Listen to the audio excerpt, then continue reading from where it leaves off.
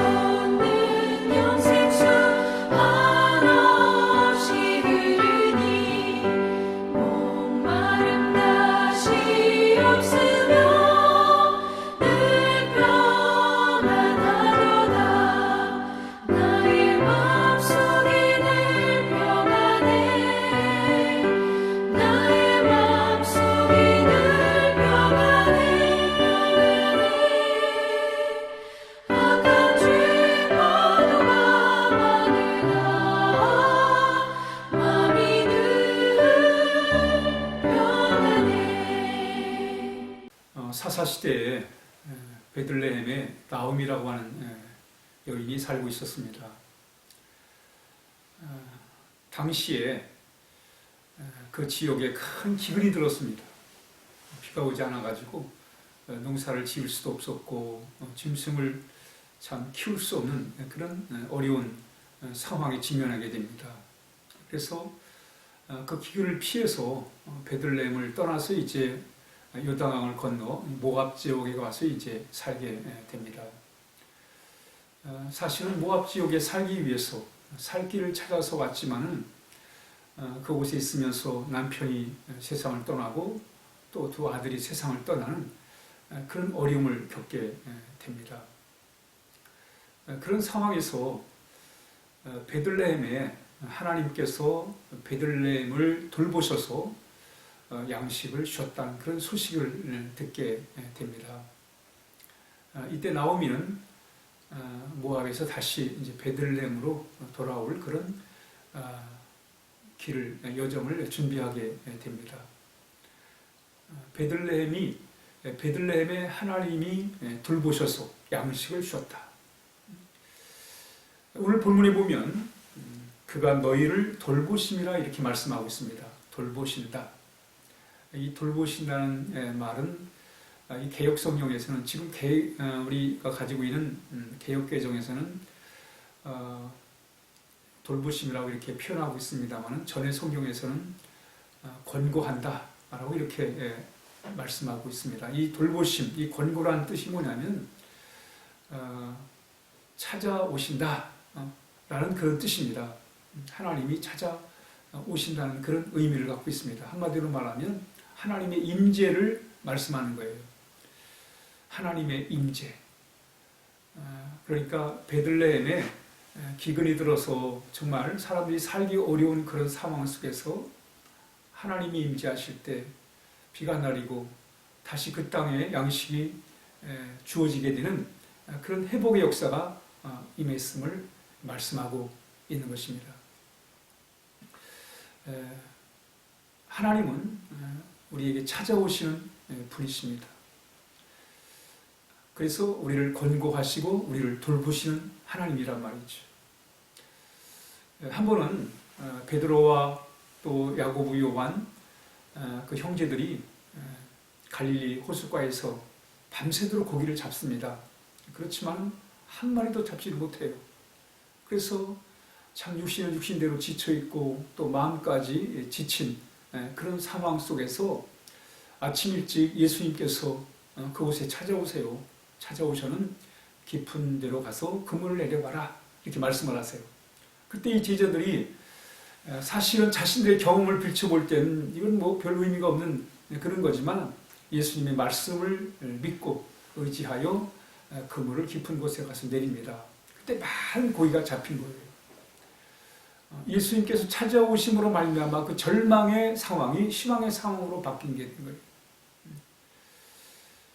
고기를 잡지 못해가지고 그래서 참 허탕을 친 그런 빈 마음, 빈 그릇, 빈 그물 때문에, 빈 배 때문에 마음이 비어져 있는데 예수님이 찾아오셔가지고 그 빈 그물, 빈 배, 빈 베드로와 그 야고보 요한의 마음을 예수님께서 채우셨다. 회복의 역사, 예수님 오심으로 말미암아 그곳에 회복의 역사가 임하는 것입니다.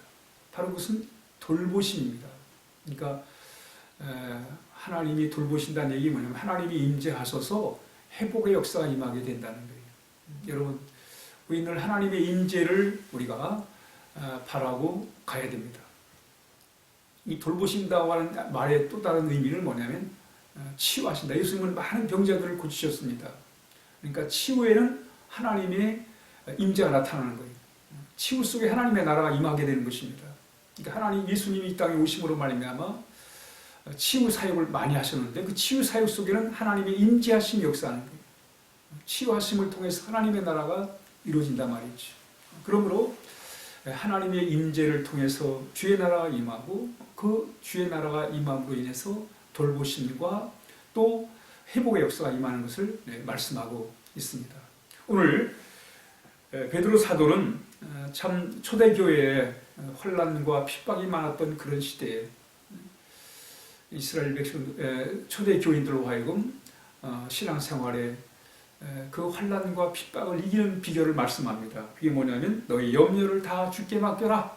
그 두려움들, 그 불안한 마음들을 다 주님께 맡기라는 거예요. 그러나 여러분 사실은 우리가 우리 염려를 맡기려고 합니다. 근데 잘 맡겨지지가 않아요. 주님 앞에 맡겼지만 또 여전히 우리가 그 염려와 걱정을 부둥켜 안고 있는 모습들을 많이 발견할 때가 참 많습니다. 그러나 우리가 이 염려와 또 이 안 좋은 마음들, 안 좋은 생각들로부터 벗어나는 길이 뭐냐면 하나님의 임재하심, 하나님의 돌보심, 하나님의 임재하실 때 바로 우리 안에 있는 염려와 또 안 좋은 감정들, 불안한 마음들이 사라지게 되는 것입니다. 하나님의 임재를 통해서 우리의 마음이 회복이 되는 거예요. 여호와의 말씀이라 그들은 쫓아낸 자라 하며 시온을 찾는 자가 없은즉 내가 너의 상처로부터 새살이 돋아나게 하여 너를 고쳐주리라 이렇게 말씀하고 있습니다. 그러니까 바로 하나님의 돌보심 또 하나님의 임재는 뭐냐?